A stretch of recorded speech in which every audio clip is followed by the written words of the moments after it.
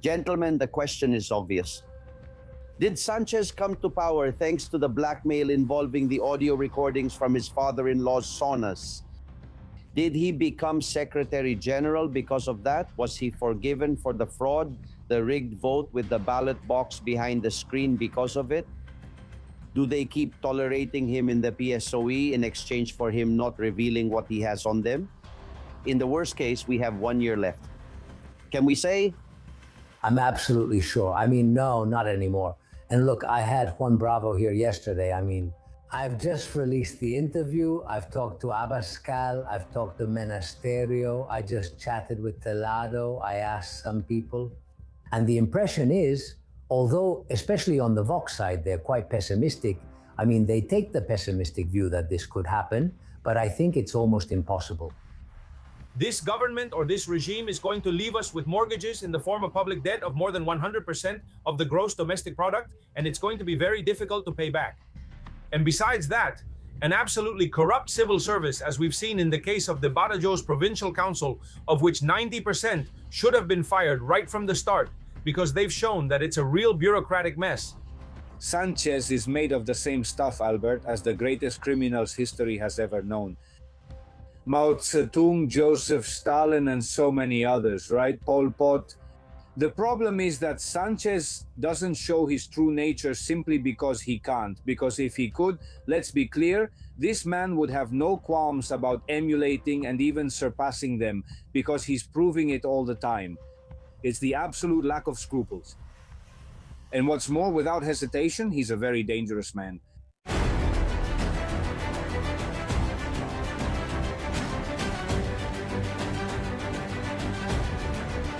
Castillon Confidential by Albert Castillon.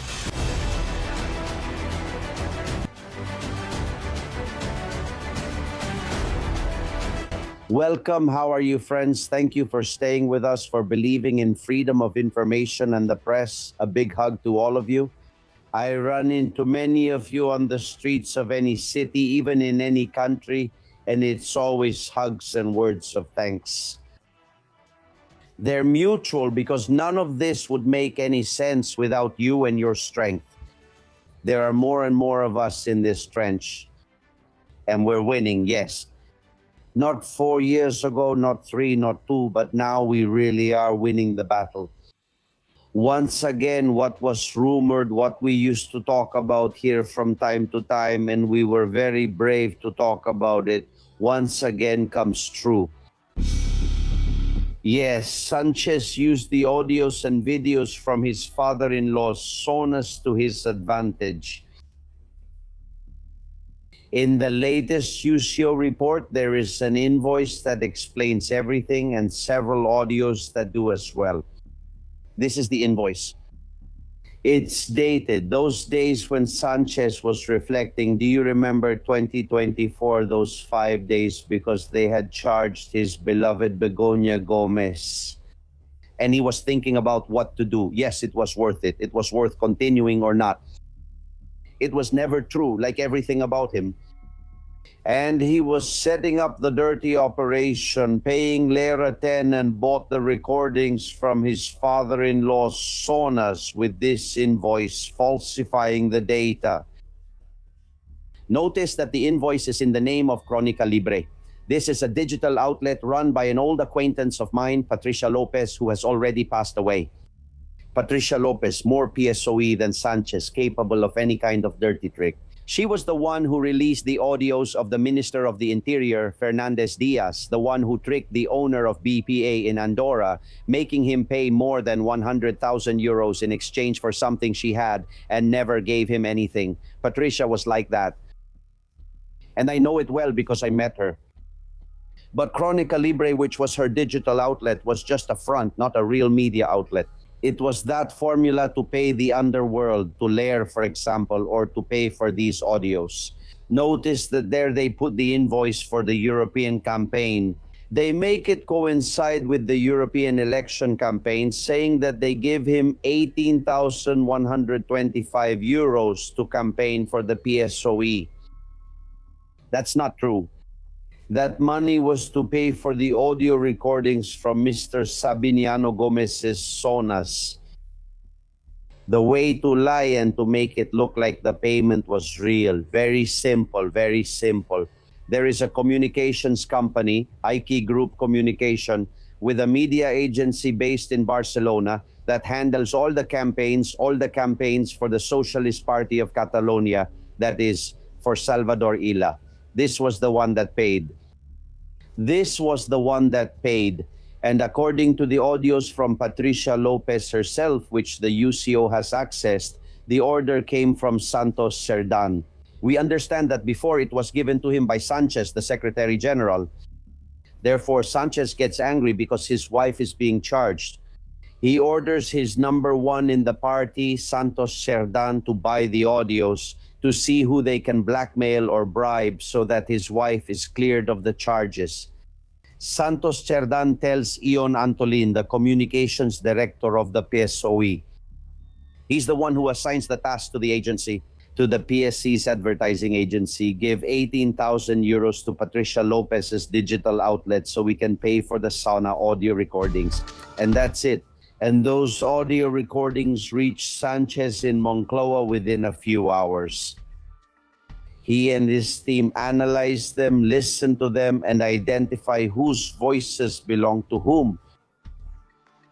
And it's possible that he used them to stay in Moncloa until today. In the PSOE's underworld, besides bribing prosecutors, blackmailing journalists, or threatening judges, they also used what Villarejo told me. They're called wet affairs, which are the ones that go from the waist down. They say those audios were bought from Villarejo. I asked him and he told me no. But it could be true. In any case, what is certain is that Villarejo did record them, but on Don Sabiniano's orders. There's nothing strange here. Sabiniano, with the police's permission, recorded the audios and Villarejo was aware of those recordings. We asked you in a previous interview if you think Pedro Sánchez used those recordings to his advantage, even for the motion of no confidence. We asked, did he use the recordings for his own benefit? And already in the report, which as I mentioned to you before, made in 2014, I already warned that there was a significant possibility that Pedro Sánchez had obtained copies from some visitors who were high-ranking members of the Socialist Party. I put the initials. I didn't dare to say much more because I didn't want any headaches. But people can imagine that those initials here correspond to the most important men in the Socialist Party at that time, which without a doubt helped Pedro Sánchez achieve the meteoric rise he had in the Socialist Party, right? The initials are JB. We're talking about 2004 to 2005 when Zapatero was president. And there was a minister named Jose Bono. I'm on the right track. Well, that's what you say. The only thing I can tell you is that you have made, and allow me to tell you, a mistake of going after that whole circle, the Ministry of Defense, everything to do with Venezuela and the business in that area. The presence of these gentlemen you mentioned in the Dominican Republic obtaining Dominican citizenship in case one day they have legal problems so they can't be extradited. All those kinds of things always generate fear among the powerful. And therefore their solution is always either to eliminate them, as they humbly did with me by putting me in prison, or in his case, to start bothering him. And I hope and I advise him to take care of himself. It's curious because these days some words from Jose Bono have gone viral. Yes, Jose Bono, the one supposedly mentioned by Villarejo in the audio with his initials. Jose Bono was Minister of Defense under Zapatero, therefore he had access to the entire National Intelligence Center. Back then it was called CECID. He once confessed on Spanish television that he made copies of everything he could get his hands on when CSCD was under his command. Listen. I kept it. It's something innate. Because, of course, look, I have 117,000 documents and 57,000 dated photographs. That doesn't get done in a day. This is CECID. It seems. No, it's that obsession. When I received the photos, for example, I would scan them, select them, identify who was in the photograph, spend time on it. But it's been very useful to me. Gentlemen, the question is obvious. Did Sanchez come to power thanks to blackmail involving the audio recordings from his father-in-law's saunas? Did he become Secretary General because of that? Was he forgiven for the fraud, the rigged vote with the ballot box behind the screen because of it? Do they keep putting up with him in the PSOE in exchange for him not revealing what he has? Is he more of a blackmailer than a president? How many has he bribed or blackmailed since he bought those recordings? Maybe he's also using those recordings with some of the parties that pay him homage and support him and will support him until the end of his days, even if the civil guard takes him out in handcuffs. What kind of political practices does this Spanish government have? Have we ever had a dirtier government? Never one as blackmailing as this one? It doesn't have much time left, yes, but now they're bringing out all their weapons. They have nothing to lose. They know the bench is waiting for them and they're going to fight back until the very last minute they can. There's more. Welcome. Let's investigate.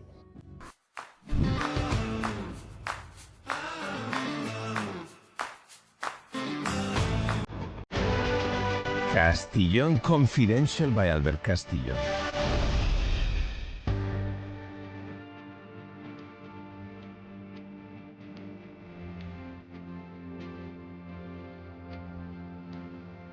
Gentlemen, 9 court cases surround Sanchez. We all know he's the number one in all of them. From the sewers, from illegal financing, nothing ever happened in the PSOE without him controlling it since he took, we believe illegally, the General Secretariat. However, he resists and the motion of no confidence fades away. What will happen? Will he last a year? Or maybe more? Will he stay in power or look for alternatives? He is secretly meeting, we're told, with various people to strengthen his allies, offering them what he doesn't have. It's complicated to know the future of Spain, which is seeing the light, because we're winning the battles, small judicial and journalistic battles. We're winning them little by little. But what is the future? Only our guru knows that. Alfonso Rojo, how are you, my friend? No, well, I'm doing very well. I'm back at it again, as you know.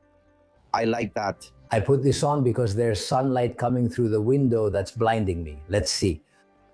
And I think the situation is pretty clear. The motion of no confidence is a waste of time, an administrative maneuver, and almost a joke. Why? Because why try to reach an agreement with those who want to break away? They hate us, they've killed us, or celebrate the death of some of our compatriots. I'm referring to the Basques and nationalists and the Catalan separatists. Some are very xenophobic, others are very sanctimonious and money-grubbing. It's stupidity. It's going back to old ways. It's putting Spain back in the hands of those who don't love Spain. So I think that option can't even be considered. And he said, look at the approach. The approach that Turul makes to Feijó. Come talk in Waterloo. What Raula can say, who is a very good and very smart girl? No, because there's nothing to talk about. There's nothing to discuss. If you consider that this guy is corrupt, I mean Sanchez, that this guy is sinister, that this guy goes against democracy, then act accordingly. But you can't offer them anything or give in on anything. And if you don't offer them anything, don't give in on anything, not even in terms of image, there's no possible agreement with them. So we have to consider 2 scenarios. Elections, when Sanchez calls them, which he'll do as late as possible. Everything indicates it will be in the spring of 2027, or in the worst case, in the fall of 27. I think it will be in the spring. Or that along the way, with all these cases going on, he gets indicted and we see the matter in Congress. So in Congress, they would request the waiver of immunity, which is what you do to be able to prosecute a corrupt prime minister, and then PNV, Junts, and the rest of them would have to take a stand.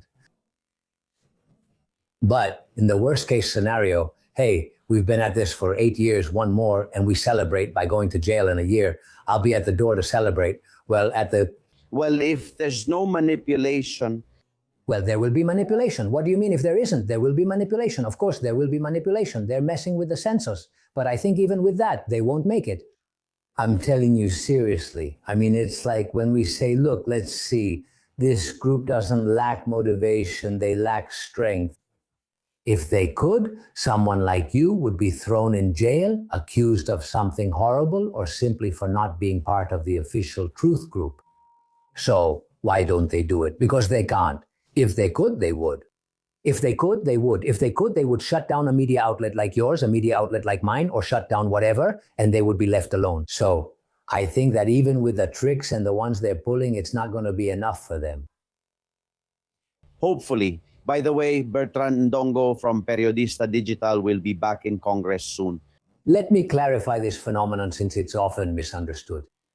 We have always addressed the issue from a legal standpoint. I went to Brussels to speak at the European Parliament to denounce what was coming, and that's what happened.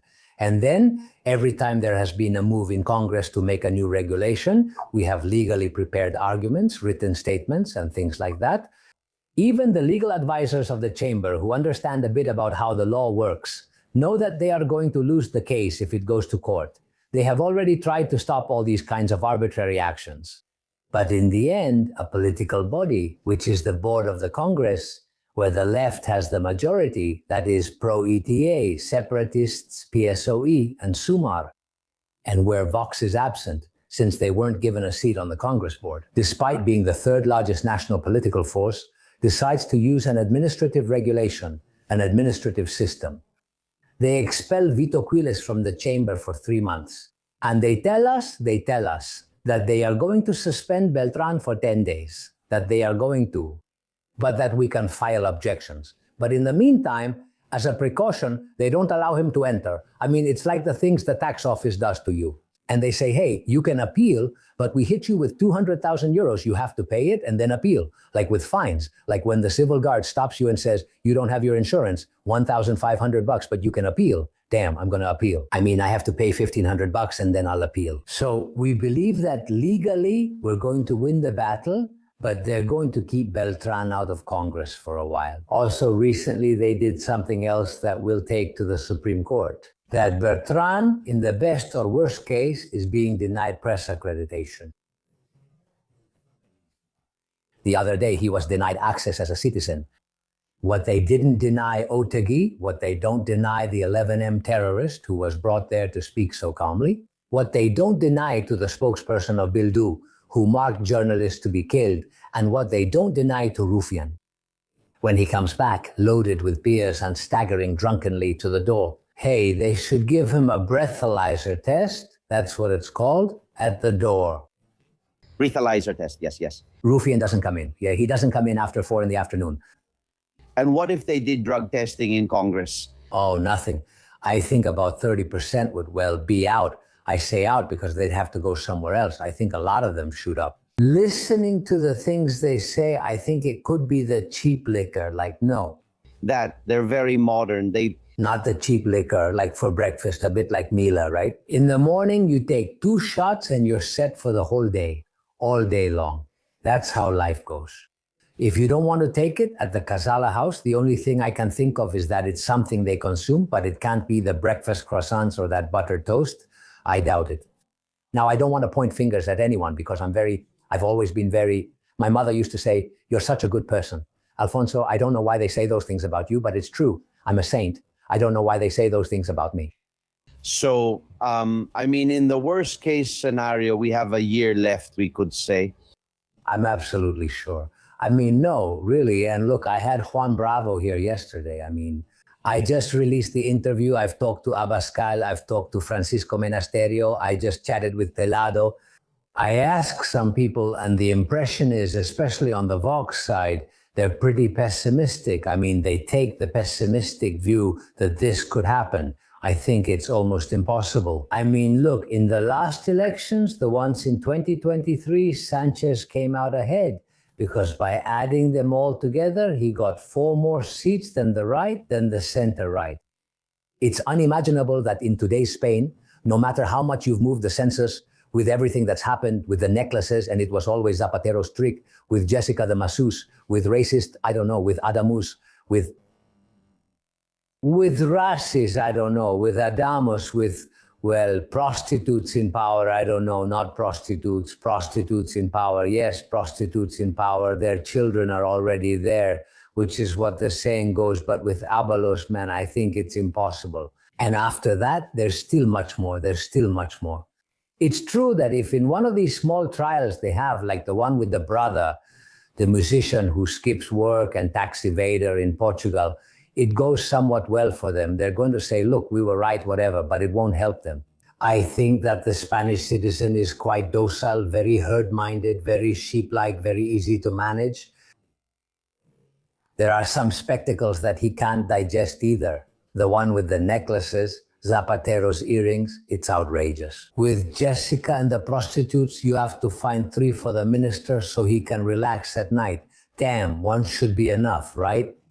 Symbols, it's true that the symbolism of Zapatero's jewelry has been brutal. It's been worse than any commission he might have taken from China, right?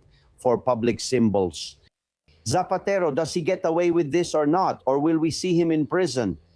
If there is justice worthy of that name in Spain, I think Zapatero will end up in prison. From what I have read and seen, things just keep piling up. Now, the whole media brigade, Spanish television, your friend Cintora, your almost relative Ruiz, Silly Boobs, what's her name again?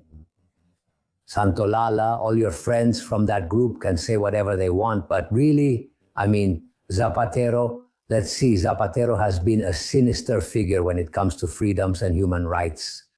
Zapatero has been paid for the release of political prisoners in Venezuela, a percentage, a fee, basically charging by the head, just like when Cervantes was rescued from Algiers, with the Trinitarians offering themselves on his behalf and paying money. He has profited from conduct more typical of Berber and Turkish pirates than of a normal human being.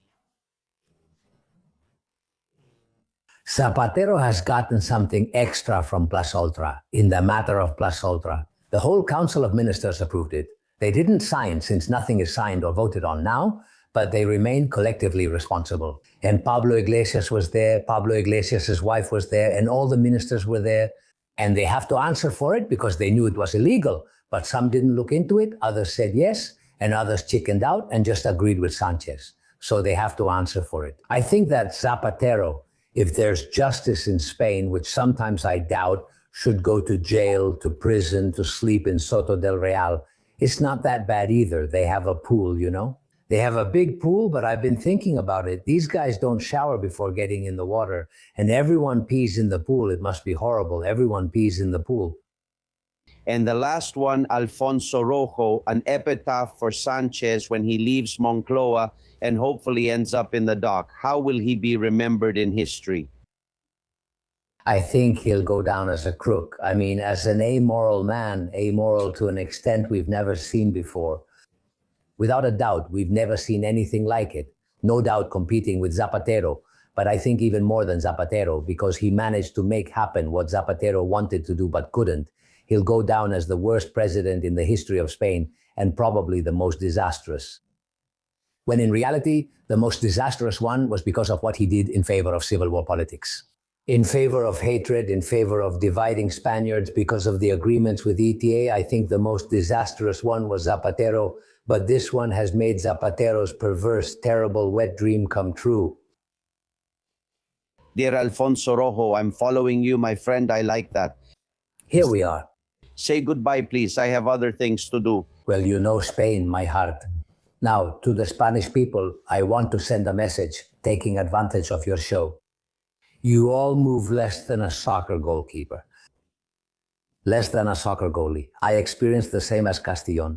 My shoulder is bruised and sore from all the people who see me on the street and say, come on, Rojo, go get them. And I think, yes. Sí. Eh? Move your ass, damn it, seriously. And well, if they're Ibex businessmen, it's even worse. And now I saw them with the Pope and I'm terrified. Really terrified. How scary. How scary. Terrified. Terrified, terrified. A hug, my friend. I'm following you. A hug. Take care of yourself. Castillon Confidential by Albert Castillon.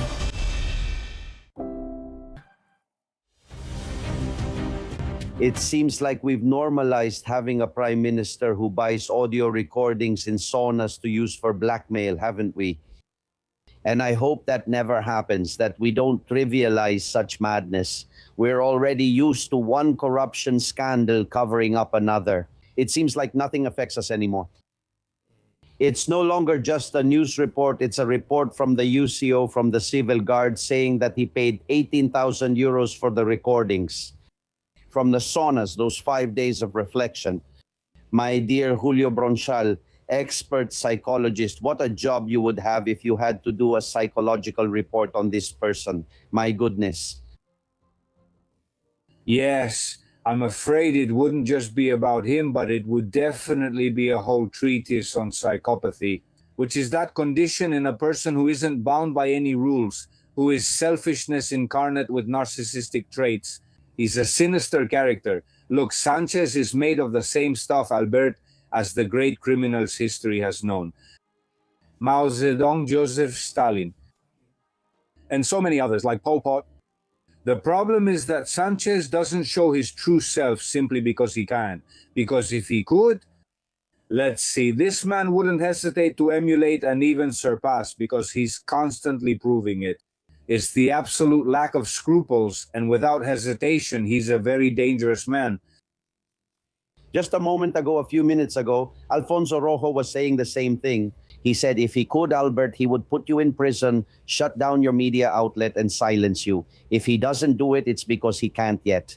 And he does the same with me and with many others, right? And with you, Julio, and with many others. It's dangerous to have someone with so much power that only a lawyer and a few journalists can stop him as much as we can and as far as we can, right? We're not infallible, right? But we have that obligation. Look, maybe the worst thing Sánchez has done in the 8 years he's been in power, maybe the worst was letting your people in Valencia die. I think there's a before and after because of that.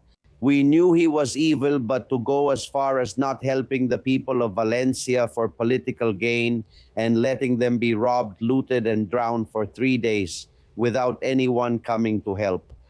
For me, that's not just a turning point, it's a radical change. From that point on, something goes wrong, right? This puts him on the level of the great psychopaths, of the great mass murderers. He was looking for a massacre there among a core population of 300,000 people, for there to be epidemics, hunger, death, because he's a specialist in managing all kinds of catastrophes to his own advantage, right? And here he had an opportunity that only blew up because, as we've said, the Spanish people, all the decent people, good, noble, who make up the vast majority in the city of Valencia and in other cities across the country, without anyone asking for it, anticipating the needs and distrusting the authorities and their management, they began to send help, bypassing the controls, entering ground zero to personally assist. And everything was organized in a way that, if you will, was chaotic but very effective. This is what prevented this from ending in a massacre where we wouldn't be talking about 300 dead, but rather tens of thousands of dead, because the conditions for that were present. That's the situation. Ultimately, it was a crime against humanity in the degree of attempt. We could put it in legal terms like that, absolutely. I will never stop admiring the youth of this country who went over there, including my 2 sons, without me telling them to go, which is the good thing, without forcing or suggesting it.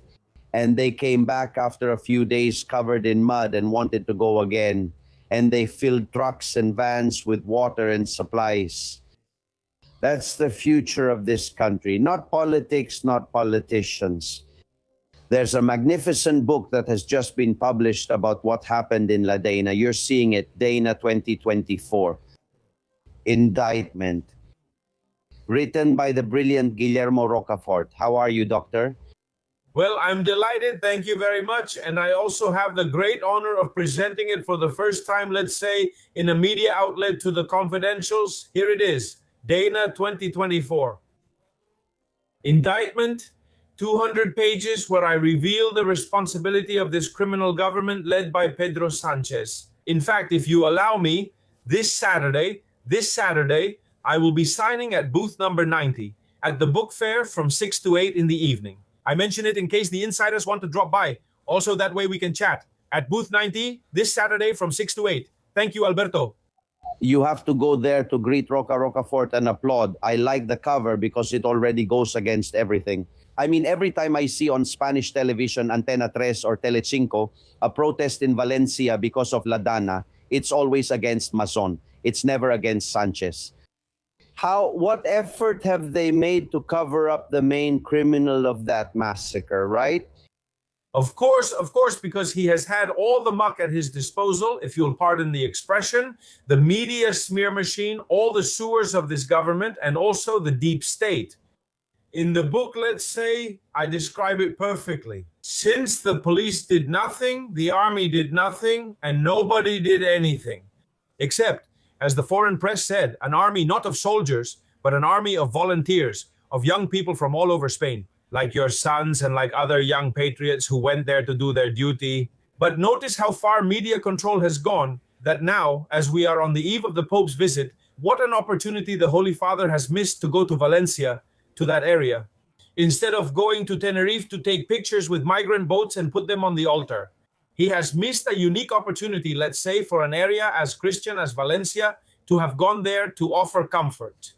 This must be reproached. This has to be held against the Holy Father, and it must be said. I mean, what is he doing in Tenerife, and why doesn't he go to Valencia, where there were 300,000 people subjected to an exclusion zone for aid after a truly atrocious meteorological event, foreseeable and unsolvable, and somehow later mitigated? I mean, honestly, the best thing the Holy Father can do is land in Valencia and stay there, and give a few talks in that area. Do you think people around the world know the truth? In Europe, in other countries, has the news reached them that they were abandoned for 3 or 4 days or not? Yes. Well, they say yes. I talk about it in the book. The thing is, of course, these are other countries, and the importance of Spain, logically, will be relative compared to... But I do mention a lot of testimonies from TV programs in Portugal, in France, where they criticize Pedro Sánchez for the total abandonment. Also, speaking of France, where they criticize Pedro Sánchez for the total abandonment. Also, talking about firefighters, talking about professionals, also from the European Union. I mean, really. European Union, I mean, really. Perfectly well what Pedro Sánchez was doing, which was sacrificing the Spanish people, as I mentioned in the book, to get money from the Resilience Fund, which was the only thing he cared about. And he didn't activate the aid mechanism until November 12th. When he got help from France, they immediately sent 250 firefighters and also over 200 from Bukele. I mean, there was a very favorable international response also from Portugal, but he blocked it. He stalled because what Sanchez was interested in was moving his pieces. He wanted to get rid of the idiot from the local government, who was a complete idiot, but to sacrifice the people of Valencia because he hates everyone who doesn't vote for him.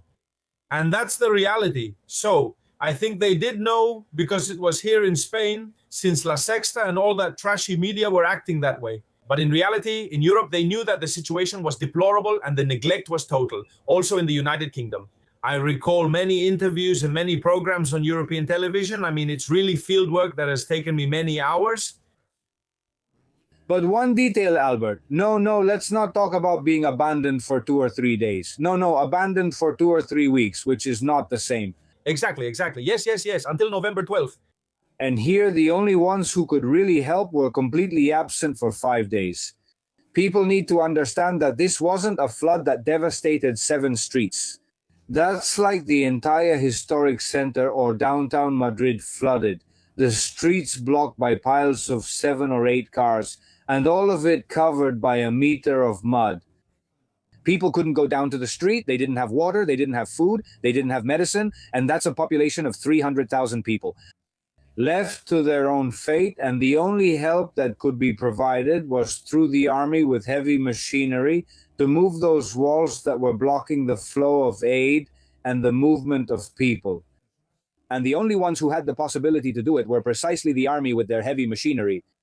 and Margarita Robles in an infamous appearance that will have to haunt her for the rest of her life, for her entire life. And if not, we will make sure to remind her ourselves.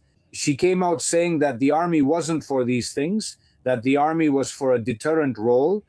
However, when there was an earthquake in Morocco, they did well to go and help. And she said that the most important thing was to go during the first 48 hours.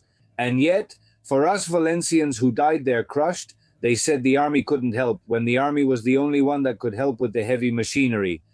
And effective help was delayed for 2 or 3 weeks, because on the 6th day they sent 500 troops. Do you know what 500 troops are?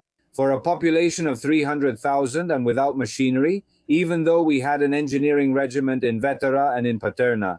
For those who don't know, engineers are the specialists precisely in building bridges, clearing infrastructure, and opening roads. They have specific machinery. And there the kids went with little brooms, sweeping, moving, and opening channels to restore access and bring in aid. I mean, this was a crime, I insist. I don't know if Guillermo will agree with me. Absolutely. In fact, the kids... Not completed, but yes, attempted. And one day there should be a Nuremberg for the criminals who collaborated and participated in what they intended to do to the Valencians. I'll put it here. The definitive proof of Pedro Sanchez's crimes against humanity regarding the Valencia flood. Look, in this sense, if you allow me, I'm going to say why I wrote this book. I wrote this book when Margarita Robles, showing off in front of all those generals who look good, who seem like butlers, who act like butlers, with lots of stars but very much like butlers, boasted that the army reacted immediately. That lie, which especially offends me as a former legionnaire, is a lie as big as a cathedral. Because I know for a fact how units from different forces, including the Legion, were at the gates, let's say, of the Valencian community, and they were ordered to pull back so they wouldn't help. This hasn't been widely discussed since the military is very secretive, but as a former legionnaire, I discover things. And there were hundreds of legionnaires who were eager to go in and save Valencians, and this Margarita Robles, who is a real piece of work, forbade them from doing so. While people were drowning in garages and people were desperate, if this had happened in Girona, in Barcelona, or in Bilbao, or in San Sebastián, or in Pamplona, they would have gone there within 2 hours. But they didn't care about the Valencians, they wanted to let them die. And that's what this government did, this infamous government, and I hope people read this and see the reality of this crime, of this psychopath who let them die just because they hadn't voted for him. You have no idea how glad I am to have collaborators like you who don't forget. Because if we only focus on the day-to-day, on today's corruption, we forget the most serious things like the events you're talking about. So I'm glad you're doing it, glad to have you here, and glad about the book Dana 2024 indictment. Remind me, tomorrow from 6 to 8, booth number... Saturday indeed. Saturday. From 6 to 8 in the evening at booth number 90 of the Madrid Book Fair by Sierra Norte Digital. We at the publishing house, including myself, will be happy to welcome the confidants and chat with them, since I was with many of them recently at the protest against Sanchez and the show is popular. I'll leave it to you, Albert. Of course. Gentlemen, yesterday Feiju seemed to have a flash of insight for a few seconds, didn't he? And he mentioned the motion of no confidence, an instrumental no confidence motion looking for a neutral candidate. That made us ask you who you think or what person you think could be that candidate for a hypothetical instrumental motion of no confidence. I know it seems like the idea isn't catching on, but who knows? Listen to some of the suggestions people have made to me. For example, Llanos, Fernandez, Amor, Francisco, and Monica. I would say the son of Adolfo Suarez.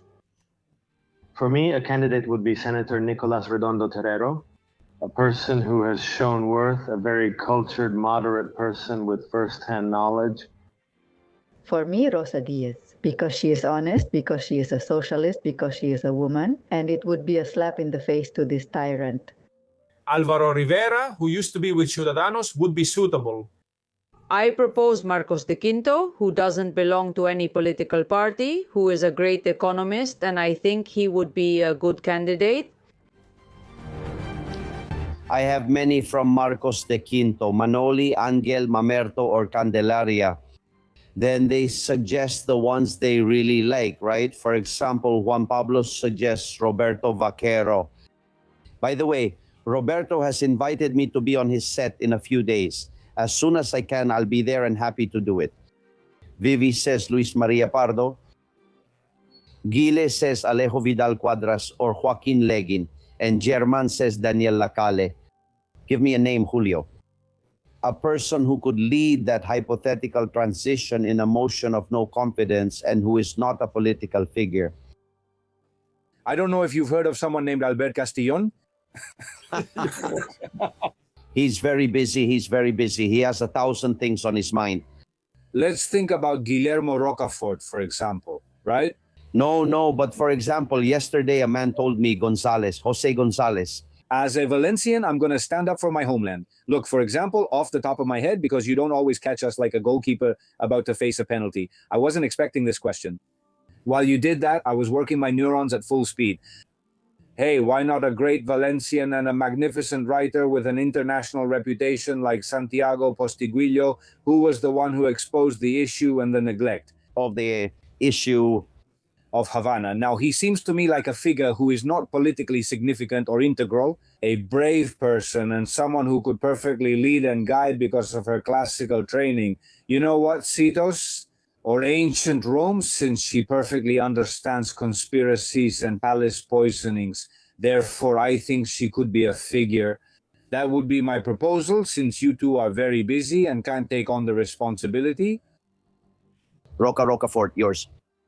Well, I agree with the candidate proposed by my colleague Giulio.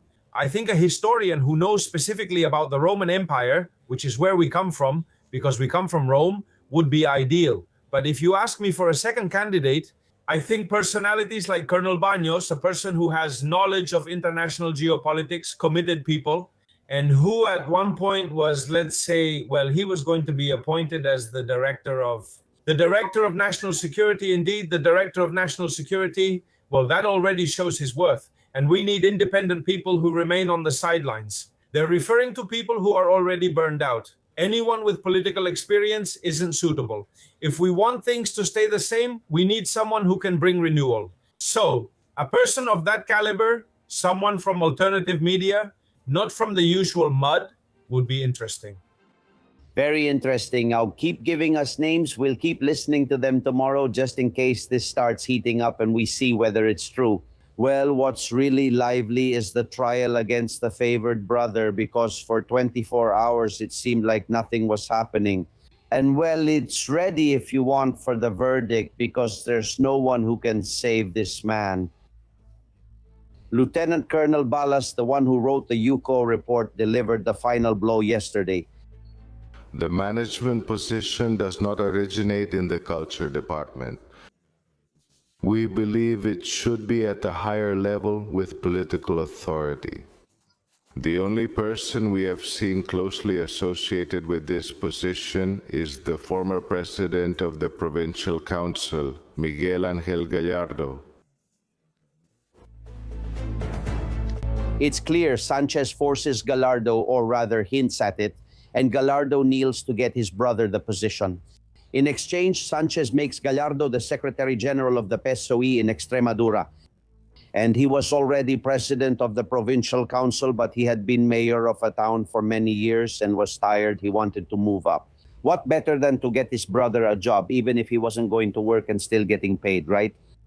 Guillermo, you published that he manipulated his resume, David Sanchez, and he made up having participated in international festivals that he never attended in his life. Is this true? Absolutely, absolutely. This was published in 2016 by Vanitatis, which is a section of El Confidencial. What happened is very simple. In 2016, on his website, which has already been deleted, under the name David Zazagra, the name change is a bit strange nowadays, but anyway, he announced that he would start in 2017, let's say, at the 33rd International Music Festival in the Canary Islands. Entonces, so it turns out that this media outlet, very focused on this person, was linked to the emerging figure at the time, which was Pedro Sanchez. He called spoke with the director of that festival, and the director replied that he was neither on the program nor had he ever spoken with him. But the reality is that he actually was on the program. That's the power of all that muck, of those Sauna recordings, how far it goes, to the point of getting that collaboration into the official program. And then the local media picked it up. Therefore, his participation, as far as public opinion was concerned, was a fact. Well, from the media outlet Vanitatis, they tried to contact David Zazagra, the brother, and he didn't answer. And then the director of that festival apologized. But the detail is interesting because he said he was going with an English Philharmonic Orchestra and that they were then going to travel all over Spain and all over England giving talks. All of this makes me think it's a tall tale. It's a complete tall tale where he used this modus operandi to pad his resume, which is absolutely false. Because I am absolutely certain, given the absence of an official degree from the St. Petersburg Conservatory of Music, that everything is absolutely a lie. In fact, I have also recently posted on X his only original work, which I know is an excerpt of music used in a dance piece. From Nacho Duato, who was there as the director of everything related to dance there. The dance scene in St. Petersburg. Exactly. And it's 2 horrible minutes of bell chimes without any kind of musical pattern. That's right, Guillermo. You and I just don't understand contemporary music. Look, the only one defending the big brother today is Nacho Duato. He recorded the video, but he did it in that strange state of health Nacho is in, which I think hurts him more than helps him. Watch Nacho Duato defending him. We are tired of so much injustice. Miss Bonilla's sister, I invite you to my academy so you can come and teach a class to my dancers or perform something. I'll make a choreography for you. Let's see how you do, okay? Do we have a deal? Because I have actually done a composition with Pedro Sanchez's brother. He is a great composer who has studied for years and years at the conservatory in Russia with Rasmus Merinov.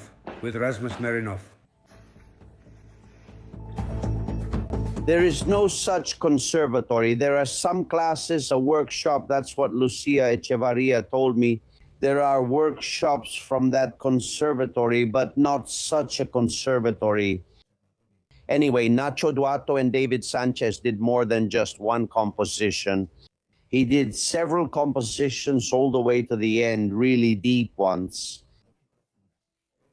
Please, Julio, have you seen the guy? You have to, or think he might have a psychological delay problem. I don't know. Well, let's see. 3 reflections. The first one, this thing about faking your resume, about cheating, is part of the family brand, part of the lineage. We're talking about his brother being president under false pretenses through cheating and lies, and he's also a fake doctor. Therefore, the fact that he's a director with a fake resume is part of the lineage. Mom must be, well, I don't know, either very proud or very proud. Disappointed because having a son who's a fake doctor and another who's a composer and also a cheater, plus a daughter-in-law who's a fake professor, it's all part of the same kind of people, right? Another thing, I would like to add more charges to what he's being judged for because of you. In the previous show, Albert, you played a few bars from Dance of the Cherimoyas, the magnum opus of Mr. David Azagra. And I, who am a music lover, I admit it. I thought, let's see if I'm not being fair and at home. I'm not being fair and at home. Dance of the Cherimoyas, the magnum opus of Mr. David Azagra. And I, who am a music lover, I admit it. I thought, let's see if I'm not being fair and at home, being fair. Wait, let's go back. Let's analyze this a little bit.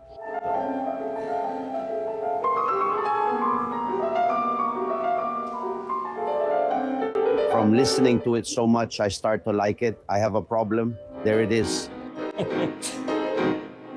Look. What strength, how much force he puts into it there.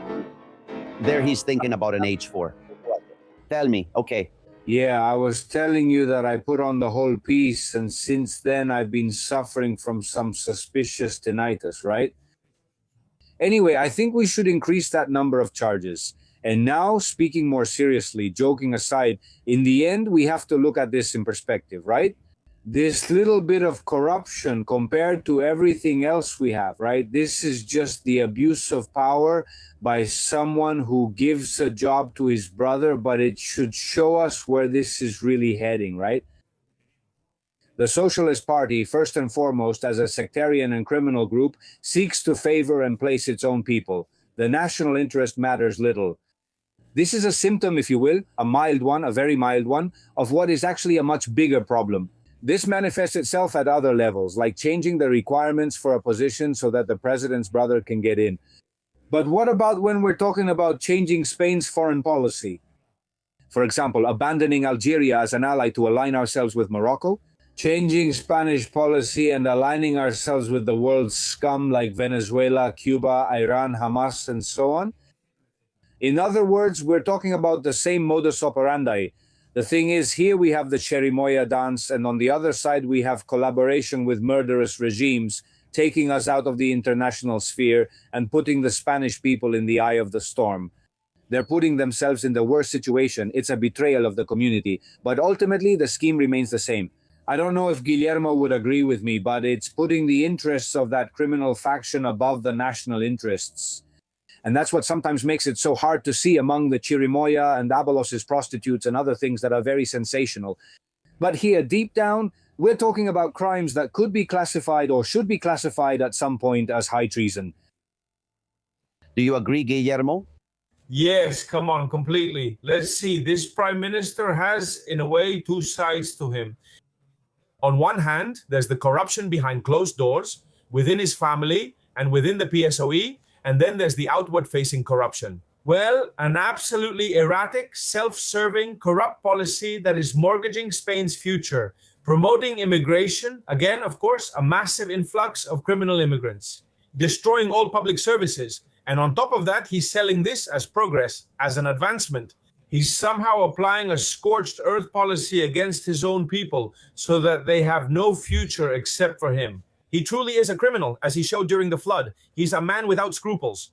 He's a man who got there based on lies, manipulation, and blackmail, as we're seeing in the case of his father-in-law's saunas. But notice that the case that started to be tried with David Sánchez, he wasn't even the president of the government, and he was already doing this. He was only the Secretary General of the PSOE. Before becoming president, he was already giving out jobs at the PSOE office on Ferraz Street. Of course, when he got to Moncloa, oh my, he saw endless possibilities to expand into hydrocarbons, face masks, Venezuela, gold, Delcy Rodriguez, suitcases, whatever was needed, right? Yes. Yes, absolutely. In fact, there was news recently, I think yesterday, that Lere is already linking Pedro Sánchez to the hydrocarbon scheme because he wanted to bring in one of the front men, a guy named Para, who shows up a lot in the hydrocarbons business in a false complaint against Repsol. I mean, really, on Pedro Sánchez's own instructions. So he's connected to all the schemes. He's number one in all of them. No doubt. About this case, the one involving David Sánchez Pilar, I see that the accusations in the case of Pedro Sánchez's brother, both of them shameless with the same mentality, there is little emphasis on the crime of embezzlement of funds that could mean getting paid for a job with public money that was never done. they should, and I think it's planned, make him return everything he earned during those years. Also, now we know that he didn't even go to work because the position was fake and with an added fine, right, Julio? That's the usual here. As far as I know from the case files, indeed, a full refund of the amounts is being requested. Yes, of course, that's what we were saying earlier, but this really is just the tip of the iceberg of an entire system.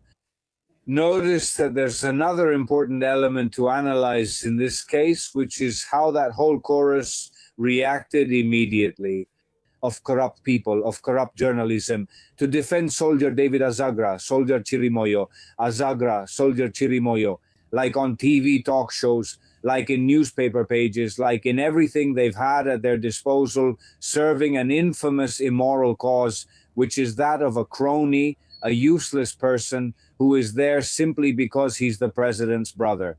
But it's evidence, once again, the symptom, right? of a much more serious disease, which is the absolute corruption of the different levels and spheres of power, right? From what is the regional administration to the media to the entire apparatus, even the police and judicial systems, which is becoming evident.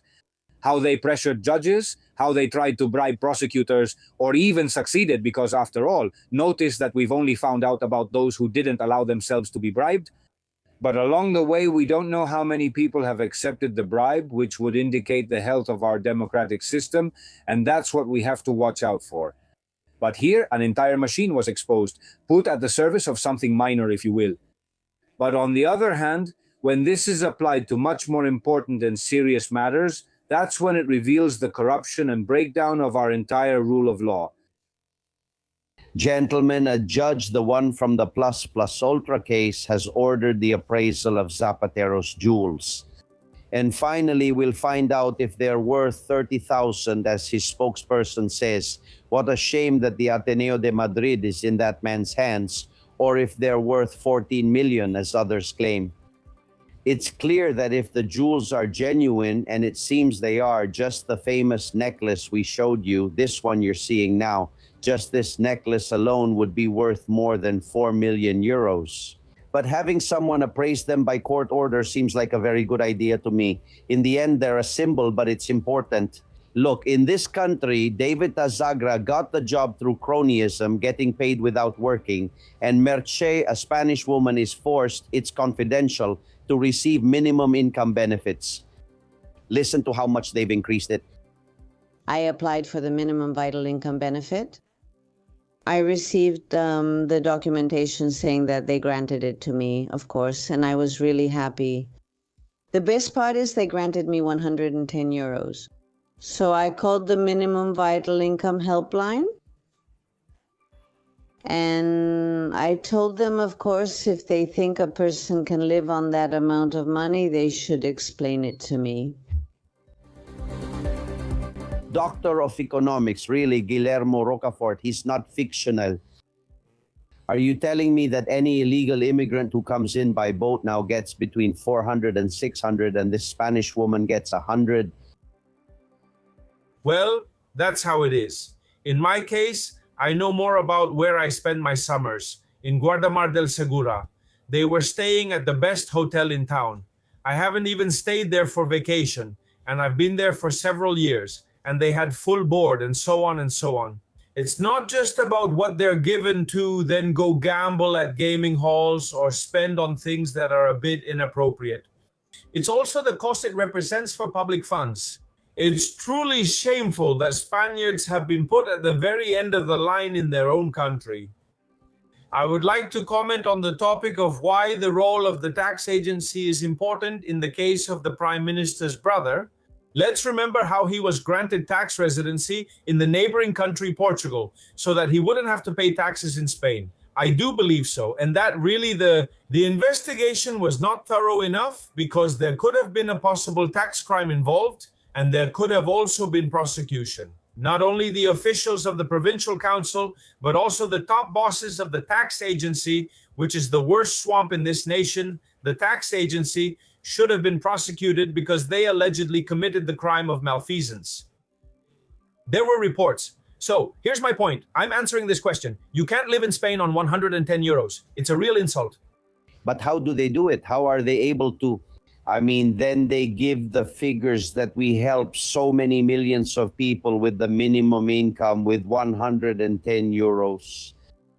But please, any illegal immigrant gets 6 or 10 times more upon arrival. And if they come with a wife and children, it goes up to 1,700 a month. But Julio, this woman outrages me. I'm sure she has paid her contributions. And she has helped the country for decades, much more than any newcomer. Right? Of course, I mean, 110 euros is what it costs to accommodate any of the hundreds and hundreds of young people we have here in Gandia in 3, 4, and 5-star hostels. I see them.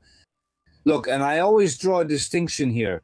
One thing is individual biographies, because these kids, some of them the same age as my children, I feel really sorry for them as individuals. But on the level of the phenomenon, As a planned invasion aimed at the destruction of an entire society, the phenomenon must be rejected with full force, because these kids are also being used as projectiles in a criminal project against an entire society, which is ours. But the relationship between the pensions that these people who arrive and shouldn't have arrived come to collect absolutely unjustifiably, and the misery they give to this poor compatriot is connected. There just isn't enough for so many. So that's one thing. It comes at the expense of the other. It's an absolute insult. Maybe what she should have done is change her name. Maybe call herself, I don't know, Fatima Zoraida or whatever you want, and say she came in a boat, put on a hijab or whatever.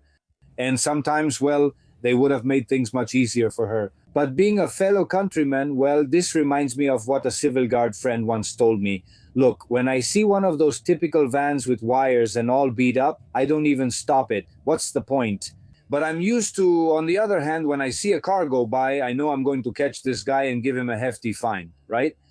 Well, here we're used to being treated with disdain as nationals in favor of others. Well, those criminal policies of collaboration and high treason, once again against the community and the nation, like promoting massive and destructive immigration. And disorganized. The regularization continues as we speak. Sixto, Dani, Carlos, Marisa, and Maria Jose talk about it. Mr. Feyo cannot tell all those people who are being naturalized or are going to be naturalized, they are going to be nationalized. That when Feyo comes to power, their nationality will be taken away so they can start preparing for when they have that dual nationality. So that those people know if they are going to cast their vote. To the scumbag in La Moncloa, their Spanish nationality will be taken away. In Greece, they did the same thing in 2015, a regularization like the one Sanchez wants to do. I need to ask something because I have several friends who have more of a leftist, Podemos type ideology and all that kind of stuff. Of course, all these people are telling me that yes, maybe they're doing regularizing their papers and all that. Okay, but that these people won't be able to vote. These people come here with no job and no means, and they're taking advantage of our taxes. They're the first ones in Social Security. They're the first ones to get their benefits, to have their I have to get eye surgery for cataracts for my eyes. And the medicines, which are quite expensive, most of them aren't covered by Social Security. I estimate it's going to cost me a little more than 200 euros. And I find out with great joy and delight that thanks to the Popular Party, those who invade my homeland and therefore my home, whether by boat, by jumping a fence, by plane, or however, it will be free for them. Yes, an agreement was reached so that medications would be free. An agreement was reached a few days ago in Congress for immigrants, and the Popular Party voted in favor. Look, I want you to listen to Hector's story. He's a doctor, and it wasn't easy for him to get his degree recognized here. I'm a doctor and I come from Argentina, where I did my medical studies. There, when I came here, I had to bring all the necessary documentation. And they were about to give me the specialist degree that I brought from there in traumatology. It took them over 2 years to validate my traumatology degree here to match the one from Argentina. Some people get fast-tracked, Julio, while others have obstacles put in their way. I'm sure that Hector or the lady we heard with the cataract problem or our friend Merche with the minimum pension have contributed more to this country than a newcomer, or more than what one of these newly nationalized grandchildren of exiles is going to receive. Because every time they say 1 million, 2 million, 3 million people who have never set foot in Spain will be nationalized, we're saying they'll get pensions, benefits, aid, subsidies without ever having contributed here. It's very unfair. It was part of this crime against the Spanish nation, of that crime of high treason. And speaking of credential recognition, let's go back again to Mr. Chirimoyo, to Mr. David Azagra. This man apparently, according to what I've read in the press, had some degrees validated in just 1 week, degrees that are now being questioned in 1 week. And yet, I don't know why we need, apart from the fact that it might later have repercussions in ENT consultations, the need to listen to this gentleman, right? That he participates from his non-existent office of performing arts. On the other hand, this doctor who needed his degree, given the shortage of doctors in this country, could have had his process sped up. We're talking about the same thing over and over again. It's absolute corruption, the lack of common sense, the lack of patriotism, the lack of a policy aimed at the well-being of the nation, of the Spanish people. It's just one thing after another. These are political slogans that go along the lines of favoring those globalist agendas, ultimately destroying the people, and along the way, lying with a false and deceitful narrative, manipulating friendly and corrupt media. It's one thing after another, over and over again. Either we reset this country or our children really won't have the slightest chance. I think we're close to a reset. They're cornered, they're surrounded, they can't take it anymore. At most, a year before they leave power. Another thing is, whoever comes Rocafort, nothing can be done here. The country is sold out, mortgaged for generations because of these people, but there's so much to do. So many positions need to be closed, straightforward. There are generals, secretariats, ministries. We need to start just with the money we give away to other countries, $4.5 billion a year, which is the first thing Donald Trump did when he got to the White House. Would you be able to fix this country's finances? Fix this country's finances. Let's see. As you rightly said, dear Albert, this government or this regime is going to leave us with a public debt burden of more than 100% of the gross domestic product, GDP, which will be very difficult to pay back. And besides, an absolutely corrupt civil service, as we've seen in the case of the Badajoz Provincial Council, of which 90% should be fired right from the start because they've proven to be a complete bureaucratic mess. But if we look at the case of the Dana and we see and analyze the reality, if we analyze the responsibility of the officials of the Júcar Hydrographic Confederation or the Spanish Meteorological Agency or the different state and regional organizations, we come to the same conclusion. In other words, public administrations have been used to put useless people in there, like David Azagra. So we can no longer trust them, we can't trust the tax agency, we can't trust the police, we can't trust so many institutions. Therefore, a process of absolute reform and regeneration is essential, which involves relieving the state. I mean, nobody believes that those of us who have been working, in my case, I've been working for almost 35 years, are seeing how contributory pensions are becoming less and less important. And how are non-contributory pensions rewarded? That is, those who come from outside or those who haven't worked as much as they should have to be entitled to a pension. So it's an upside-down world. So either we have a strong leader who turns things around and makes it work, or in the end, things are just going to get worse. And of course, someone from the Popular Party will come along who will make Sánchez look good, because in the end, it's all a cycle where one government is linked to the next, and each one has been worse and more disastrous. Because really, what the regime fails at, the regime of 78, is that it's a mess. I've said it several times in the media, and in the end, it's destroying the Spanish people. It's destroying them in slow motion. Julio? No, I just want to add to what Guillermo Rocaforte says. I mean, of course, there needs to be a willingness for an audit, the kind of iron-fisted reformer Guillermo is calling for, and I join in that demand, an economic audit. I mean, to know exactly the money that comes in, where every cent ends up and how. But not just that. Even more important would be a competency audit. I mean, you, because you're in this decision-making position, what do you know how to do? Do you know what connection your training, your skills have? Are they certified for the role you're going to be required to perform?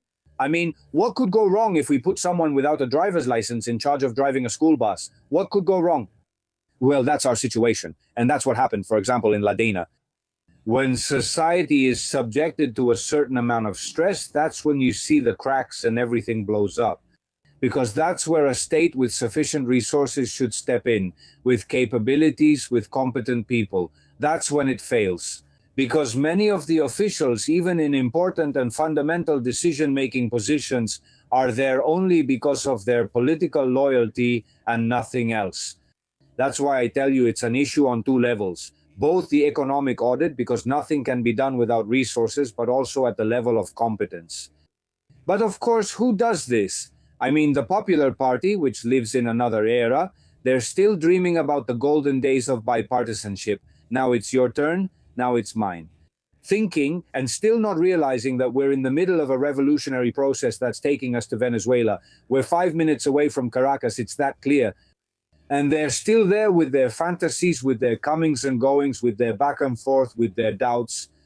We need not a Trump, but someone who has the energy, the ability, and the clarity of a Trump and an Elon Musk, who is assigned to purify and make effective an entire state that has turned into an elephant that can't do absolutely anything, and the only thing it does is consume resources.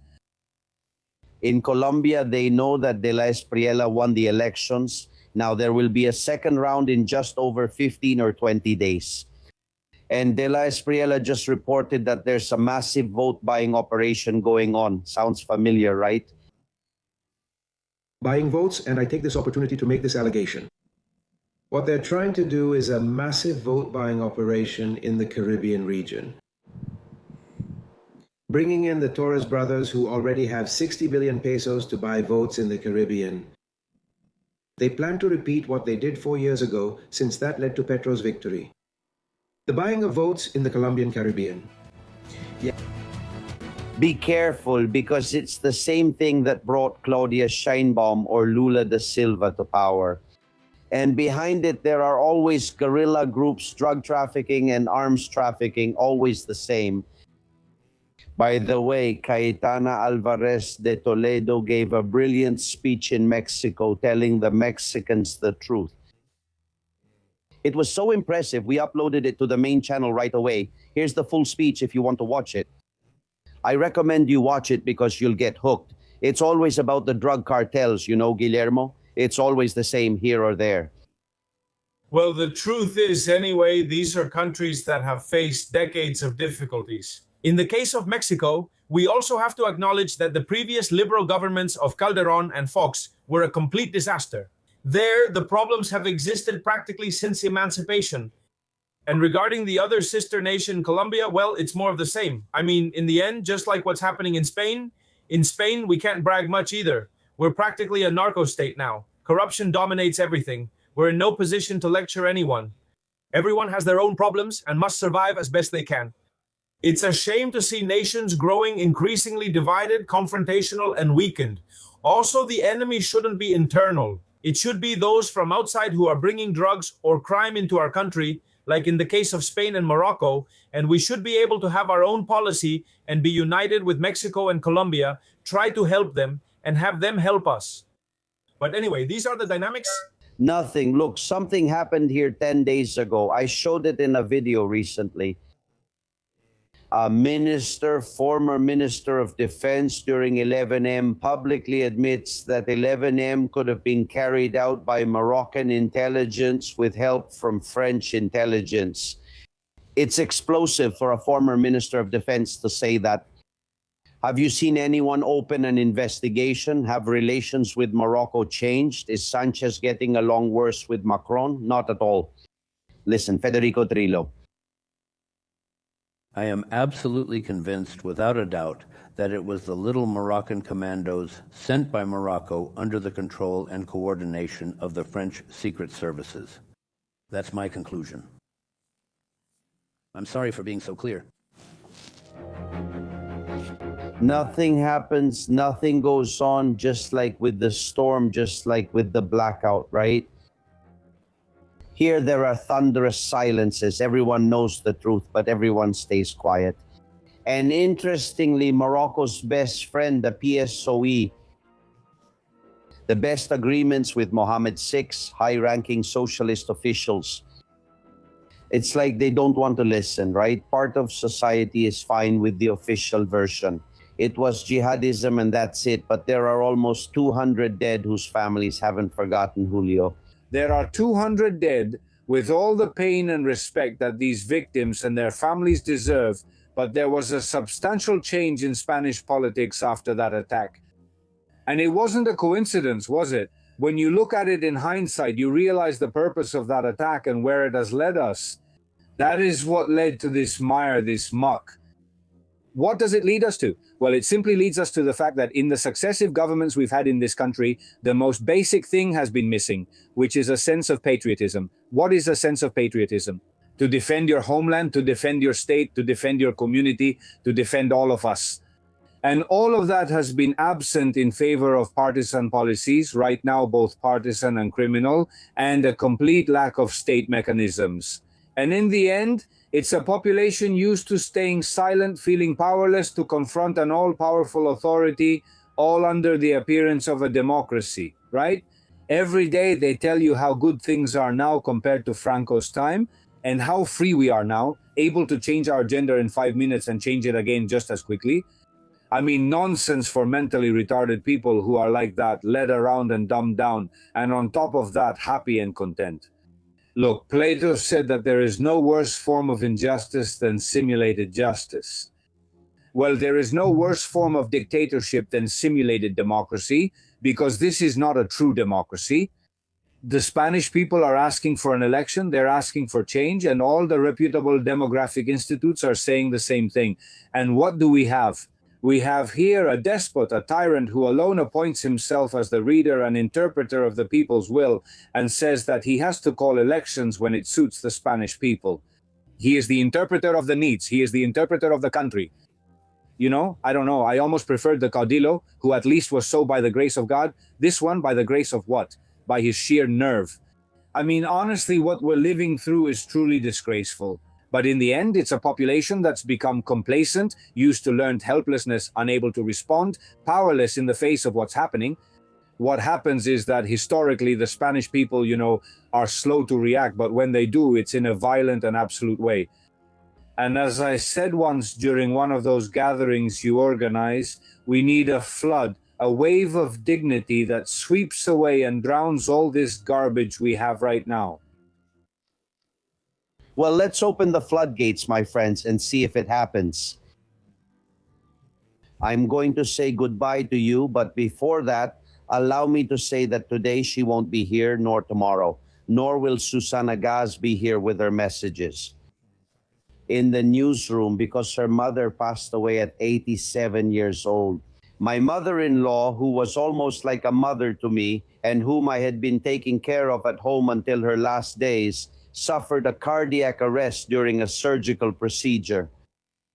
Carmen, that was her name, Carmen Castillo, was a great confidant. She listened to the show every day. She would ask me things when we ate lunch or dinner, and I would tell her, I can't tell you in advance, otherwise there won't be a surprise tomorrow.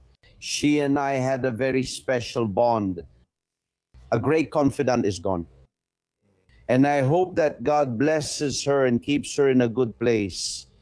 And I ask you to think of her and of Susana, who is obviously having a hard time these days. I lost both of my parents not many years ago. You are left with a sense of being orphaned that never goes away, that is always there. But you have the conscience of having done what a son should do, and that helps. Dear ones, I know that you love Susana just as much as I do, and we send her a hug from here so that she can recover and bring back her usual smile, which we need in these times. Julio, Guillermo, a hug to both of you, my friends. A big hug? A big hug. You're listening to Castillon Confidential.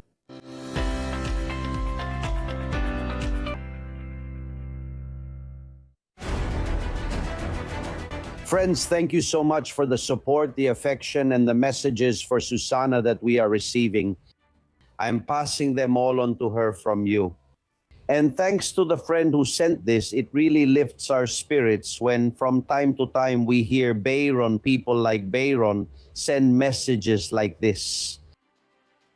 Thank her for the magnificent show she's doing, since I've been following her for years. Since she worked in the media, well, media, no, I call them disinformation outlets. But it's clear that you were a very prestigious man who always spoke the truth, or at least tried to, as much as you were allowed. Always speak the truth, tell people the truth and all that. Thank you very much, my friend. The thing is, I spent 15 years on television every day and more than 20 years on the radio every day, and I never had to bite my tongue as much as I did on television. I left without a tongue. I had none left. Now it's grown back and even become a bit venomous, and that's not so bad. Thank you, my friend. Well, gentlemen, it's very sad to have a TV show with no audience. That you do the last thing, the last shot, the last bullet, which is stripping live on the show, and still nobody sees you. This happened last night with Enar Alvarez. Enar Alvarez, I understand that most people don't know who she is. I didn't know either, but she hosts a late night show really late after Bronca Broncano at the Unity. No, and she did this. Look, that's it. I'm fed up, and from now on, so that no one pays attention to my clothes. And that's what I'm saying. I'm going to host the show naked. Well, it's really sad to get naked and only get a 700 audience rating. Of course, you have to look at the girl too. Maybe that explains it. Well, Pedro sent me this label from the White Zucchini. He says, it's true that the label is wrong. It says Spain, but you can't trust it, and the codes aren't from Spain. It says Original Maria Zucchini and 83. In the end, until we label things properly, Pedro, we don't know what we're eating. And myths that were never found in history. I really like it when they send me these things from time to time. For example, the Loch Ness Monster, Antarctica, the Yeti, and the Badajoz Performing Arts Office. That's right. Thank you, Rafa, for sending it. And Victor tells me to pay attention to the cross they've taken down. They have deliberately broken it on Aneto. It's not the only one. He says that in recent days, they have also removed the cross from Pico de Urbion between La Rioja and Soria. They are getting rid of all the Christian crosses. The one on Aneto has been attacked several times, and now they're starting in the central part of the Iberian Range. Be careful with what you're implying, because it seems like an orchestrated campaign. It's not a coincidence. And another message that Marta sends me is from Vizcaya. She says, these are the T-shirts that the government of Vizcaya has launched to fight racism. Can someone explain to me why there isn't a single white-skinned person? They're all mixed race or black. The T-shirt itself seems racist. Marta Bilbao, a hug, campaign against racism. Well, let's start by not discriminating on the T-shirt. No, it's just that this is like what Tony sang one day when I was talking to him. He was a member of Congress. He said, they've made me a member of the Equality Commission. And I'm the only man, he said, all women. What kind of equality is that in the Equality Commission of Congress? These things only happen here in Spain. Well, and there's an artificial intelligence that Robert sent me about Plato and democracy. And what it says is true. Listen. Why will democracy never work according to Plato? Plato, one of the greatest philosophers in history, lived through Athenian democracy, and he hated it. For him, democracy was not government by the people, but government by ignorance and passions. He said that in a democracy, the people choose leaders not for their wisdom, but for their charisma and promises. Demagogues manipulate the masses with emotions and lies, and the people end up being governed by the worst, not by the best. What a great truth, Plato. So clever, really. Nothing. Do you realize what's happening now? It happened hundreds, maybe thousands of years ago, and history repeats itself, and it's hard for humanity to move forward. Well, thank you very much, Jose Ignacio de Bourbon. Always on the front line making your donation to the program. Maria, I love Maria. She says, God bless you and protect you now and always. God bless you too. Concepcion de Gil, moving forward through Spain. Thank you for your donation, Concepcion. And to Monica Merino and Maria del Pilar Soto, thank you very much. We don't accept public money here and we need your help. And friends, Abraham Gomez, by the way, ever since we interviewed him, you all haven't stopped sending me messages asking us to do something more. I've suggested to Abraham that he show up here from time to time. And you know he's a friend and he'll do it, but he sent out a message to the universe. Yes, yes, listen, watch. Oh my, I'm seeing the vastness of the universe, I think about it, but I also see it. My gaze gets lost up there in the sky, up above.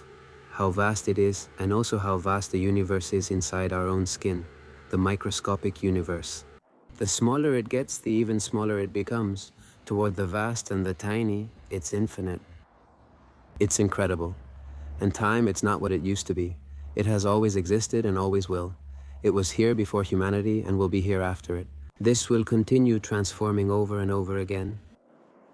It's all so vast that it feels like a dream come true. The fact that I was born in this little piece of time to witness it, to come here, see this, know that it's real, and then, well, to transform into something else, right? And my question is, having all this in front of us, given how vast it is, why do we have to put up with Pedro Chavez's nonsense? Think about it. What more can I add? It's true. The world is wonderful. So much imagination in creating it. And they create that mess, right? And they put it here for us, and it's been here for 8 years. Well, friends, more tomorrow. Thank you. I'll see you in the trench.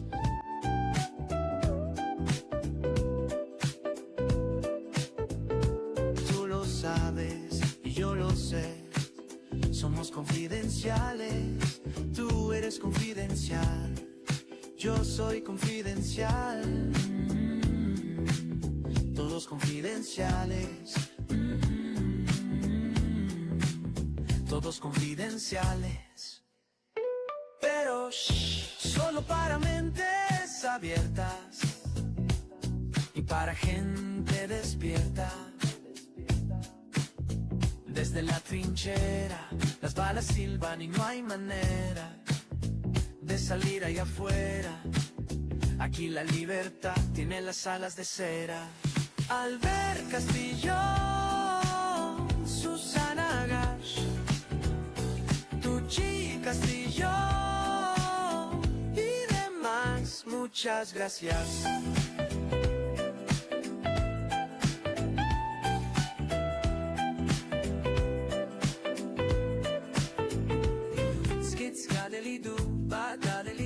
Con esto y un bizcocho. Hasta mañana a las 8.